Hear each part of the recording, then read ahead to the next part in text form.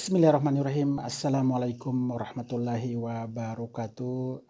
Teman-teman, sahabat saya di Baitul Mal FKAM di seluruh Nusantara, baik itu yang ada di Papua, Nusa Tenggara Barat, Kangean, Madura, Surabaya, Surakarta, Semarang, Jogja, dan di beberapa kota lainnya. Perkenalkan, saya Bang Onim, saat ini sedang berada di jalur Gaza, Palestina. Alhamdulillah, atas izin Allah Subhanahu wa Ta'ala, saya dan keluarga serta seluruh tim yang ada di sini masih dalam lindungan Allah Subhanahu wa Ta'ala. Sahabat yang saya muliakan, ada satu ayat, Bismillahirrahmanirrahim.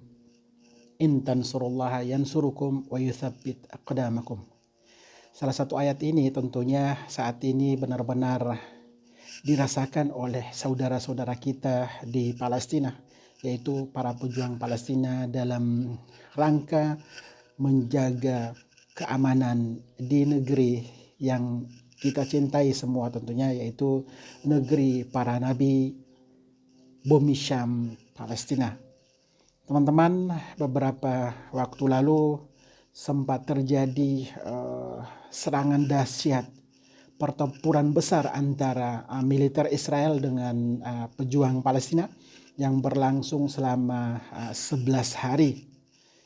Pertempuran ini bagi saya sangat dahsyat karena kedua belah pihak menunjukkan kekuatan mereka, dan pihak Yahudi sempat kaget dengan kekuatan yang dimiliki oleh saudara-saudara kita di Palestina. Ala kulli hal, setelah berlangsungnya peperangan dan korban berjatuhan selama 11 hari, terjadi agresi, yaitu invasi, menewaskan tidak kurang dari 232 orang warga Gaza meninggal, 65 diantaranya anak-anak, dan yang cedera lebih dari 2.000 orang.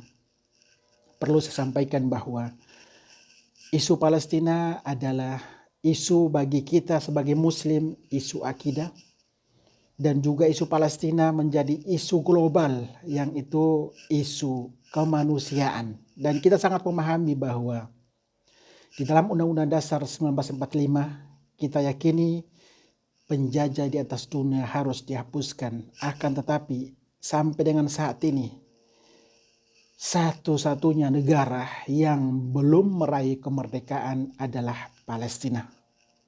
Banyak sekali teman-teman yang bertanya, kenapa harus Palestina? Simpelnya saja, salah satu negara yang pernah memberikan dukungan kemerdekaan Republik Indonesia adalah Palestina. Indonesia sudah merdeka lebih dari 75 tahun, akan tetapi negara Palestina sudah lebih dari 73 tahun masih hidup dalam penjajahan. Bang Onim hadir di sini tentunya salah satunya adalah menjalankan misi kemanusiaan, yaitu Indonesia untuk Palestina, Muslim Indonesia untuk Palestina, dan tentunya selalu mengajak kepada seluruh elemen bangsa yang ada di Indonesia untuk saling bergandengan tangan, membuktikan kepada dunia bahwa Indonesia selalu bersama dengan masyarakat Palestina. Terbukti teman-teman, satu-satunya negara yang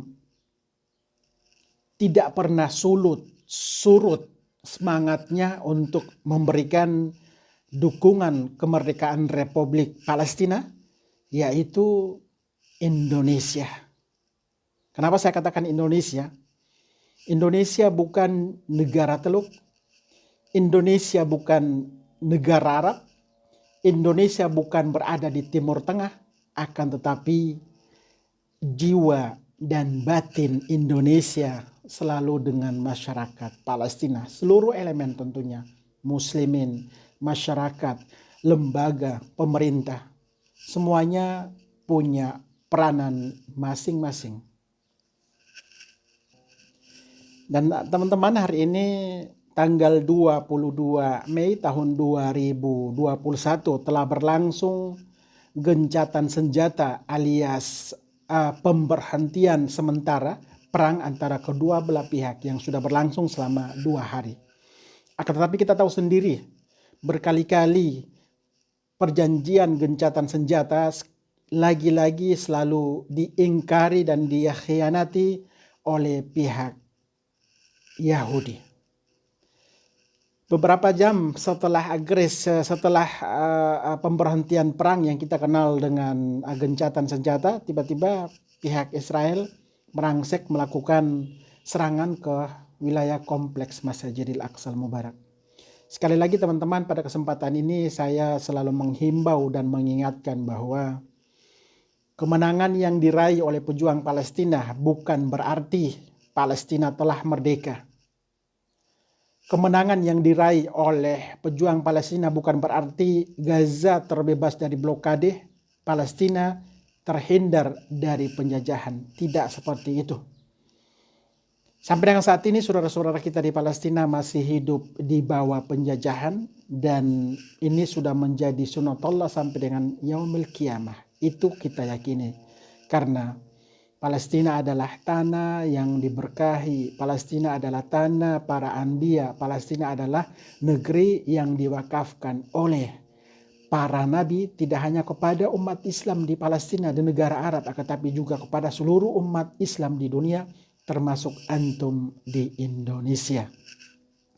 Saat ini situasi pasca gencatan senjata 2 hari, situasinya belum ada perubahan, di mana lebih dari 100.000 kepala keluarga di Gaza kehilangan tempat tinggal mereka karena rumah mereka telah rata dengan tanah, dihantam rudal dari penjajah.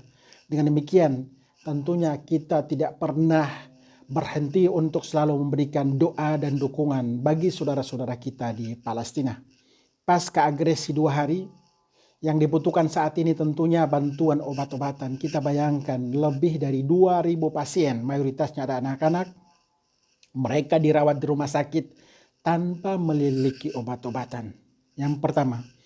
Yang kedua, mobil ambulans dibutuhkan karena ini adalah program jangka panjang, bukan berarti setelah agresi tidak dibutuhkan lagi mobil ambulans, akan tetapi mobil ambulans dibutuhkan. Yang ketiga, air minum. Perlu saya sampaikan bahwa wilayah Gaza yang berbatasan langsung dengan negara Mesir, wilayah Gaza luasnya 367 km persegi, didiami oleh 2 juta jiwa orang.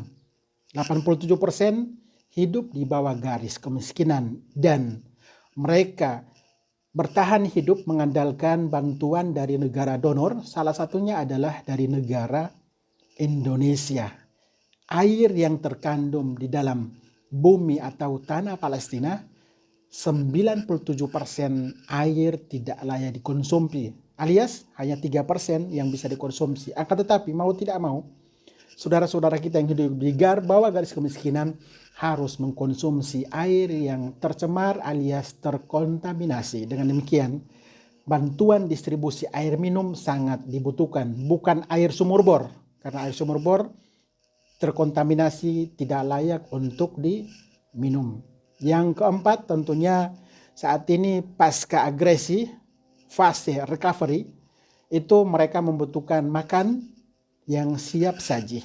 Karena masih ada warga Gaza yang menempati sekolah, masih ada warga Gaza yang terlantar, masih ada warga Gaza yang terpaksa hidup di emper-emper jalan, tidak memiliki tempat. Dengan demikian pada kesempatan ini, kepada seluruh ikhwah FKAM di seluruh Nusantara tentunya, kita bergerak terus. Kita bergerak terus untuk membuktikan bahwa kita selalu bersama dengan masyarakat Palestina. Yang terakhir, saya ingin menghimbau kepada seluruh teman-teman di FKAM di seluruh Nusantara, jadikan isu Palestina sebagai sesuatu yang bernilai, sesuatu yang spesial, sesuatu yang berharga di dalam hati dan diri kita. Jika sudah ada sesuatu yang spesial, maka kita akan selalu memberikan doa dan dukungan tanpa harus melihat kematian anak-anak Palestina. Kita akan selalu memberikan dukungan partisipasi tanpa harus melihat darah wanita Palestina. Dan kita akan selalu mengangkat tangan kita dan meminta doa menghimbau kepada Allah Subhanahu wa taala tanpa harus melihat gempuran dari pihak Yahudi terhadap saudara-saudara kita di Palestina. Dengan demikian, isu Palestina tidak sebatas isu bantuan sembako, isu Palestina tidak sebatas program makanan, akan tetapi lebih mulia dari itu. Isu Palestina, innamal aqsa hiyal aqidah. Sesungguhnya isu Palestina dan Masjidil Aqsa sebagai muslim, akidah kita.